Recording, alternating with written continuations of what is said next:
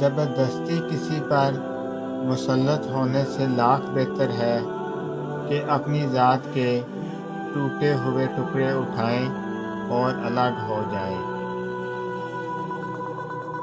آپ کی آدھی خوبصورتی آپ کے الفاظ میں ہے اور باقی آپ کے آداب میں ہے۔ اتنے رشتوں کا کیا فائدہ جب ہر دکھ تکلیف اکیلے ہی کاٹنی ہے۔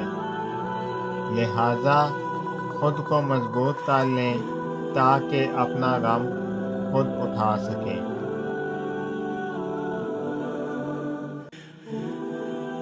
میں نے اپنی اوقات کو بہت قریب سے دیکھا ہے۔ چند سانسیں ہیں بس جو اللہ کی محتاج ہے، پھر ہماری کس چیز کی مرضی ہے۔ عورت خود ایک بڑی طاقت ہے، اتنی بڑی کہ مرد پیدا کرتی ہے۔ اس محبت کو سلام جس کے آخری الفاظ تھے میری امت میری امت میری امت۔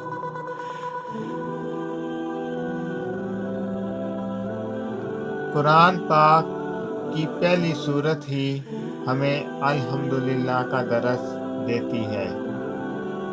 بعض اوقات زندگی کے کچھ لمحات میں آپ یہ سیکھتے ہیں کہ جینا ضروری نہیں رہا۔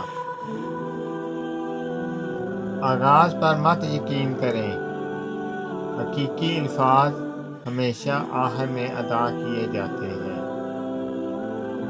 اس شخص کو کوئی نہیں بدل سکتا جس کو اپنے اندر کوئی غلطی نظر نہیں آتی۔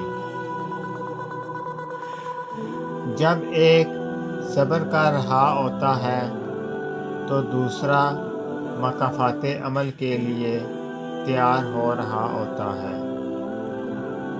جن کو یہ علم ہو جائے کہ اللہ تعالیٰ بہت غور سے سنتا ہے، وہ اپنی کہانی پھر کسی اور کو نہیں سناتے۔ زندگی کو اتنا زیادہ سنجیدہ لینے کی ضرورت نہیں ہے۔ یہاں سے زندہ بچ کر کوئی نہیں گیا۔ ٹوٹی قلم اور دوسروں سے جلن ہمیں اپنی قسمت لکھنے نہیں دیتی۔ ناممکن بھی ممکن ہو جاتا ہے جب کوئی ہاتھ اٹھا کر اللہ تعالیٰ سے مانگتا ہے۔ لوگوں کو ٹیشو پیپر کی طرح استعمال کرنے کے شوقین لوگوں کی اپنی زندگی بالآخر ڈسٹ بین میں گزرتی ہے۔ کسی کا بھلا نہ ہو سکے تو برا بھی مت کریں۔ دنیا کمزور ضرور ہے مگر دنیا بنانے والا نہیں۔ حسد کرنا رب کی تقسیم سے اختلاف کرنا ہے۔ اگر آپ کو میری یہ ویڈیو اچھی لگے تو میری ویڈیو کو لائک کریں اور زیادہ سے زیادہ شیئر کریں۔